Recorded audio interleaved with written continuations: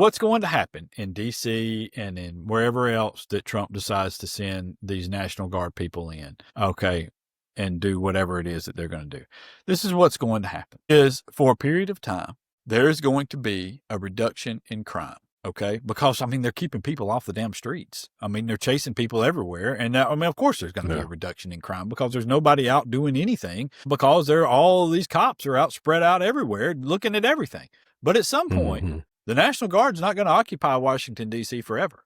Okay. And so at some point, those folks are going to leave. Same as wherever else they go, Chicago, San Francisco, wherever, LA, wherever they're going to go, they're going to leave. They can't stay there forever. We don't have the personnel. We're not going to spend the money. It's not going to be the same.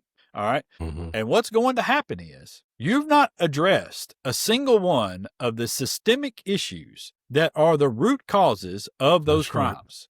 And if you wanted to actually solve those things, you would have done things 20 and 30 years ago that would have led to a better outcome today. Because nobody in this country is born saying, I want to rob and steal and be a habitual drug user and be a drug pusher or trafficker or, nobody's born. That kids don't grow up with those dreams. I don't care where you go. Go somewhere and find me a 5-year-old on any street in America and ask them what they want to be, and none of them will tell you a criminal. None of them will tell you a criminal. All right? Yeah. And so somewhere along the way, that changes for some kids. And the difference between productive citizens and criminals comes within whatever it is that changes them and puts them in that lifestyle.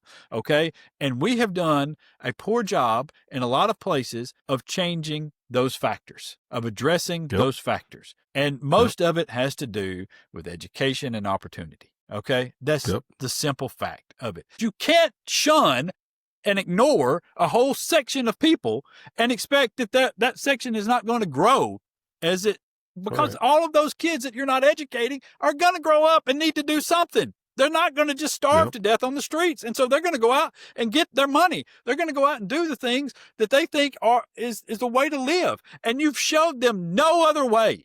No other way. And this is what they're doing. And so they've taken on the easiest path because that's what a lot of people do.